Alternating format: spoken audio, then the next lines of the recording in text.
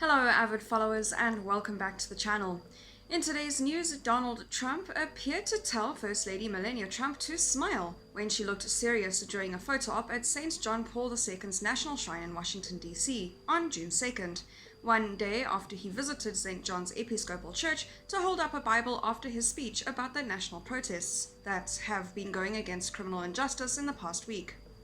In video footage of the moment, Trump can be seen smiling while posing for the photo before he stops to briefly say something to his wife, which prompted her to quickly smile. He then continues to smile before they finish posing and both walk away from the cameras.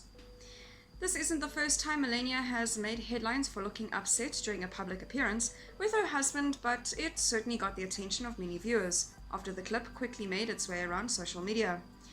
Many social media users questioned the reasons behind Melania's serious face and discussed Trump's happy mood during the appearance. Despite what looked like a happy moment for Trump, his visit to the shrine on Tuesday angered church officials. Archbishop Walton Gregory, the highest-ranking African-American bishop in the United States, released a statement shortly after the visit. "I find it baffling and reprehensible that any Catholic facility would allow itself to be egregiously misused and manipulated in a fashion that violates our religious." Archbishop Walton Gregory, the highest-ranking African-American bishop in the United States, released a statement shortly after the visit.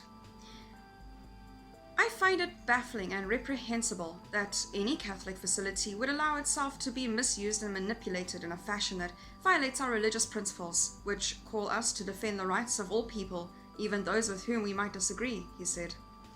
The Archbishop's statement is the second public statement condemning Trump's use of churches for photo ops by a religious official in the past 24 hours. The Bishop of the Episcopal Diocese, Miriam Edgar Budd, whose diocese oversees St. John's, where Trump visited on June 1st, said she was outraged after Trump had peaceful protesters in D.C. forcefully removed so he can pose with a Bible in front of the place of worship. "He used a Bible and church of my diocese without permission as a backdrop for a message antithetical to the teachings of Jesus," said CNN's Anderson Cooper in an interview.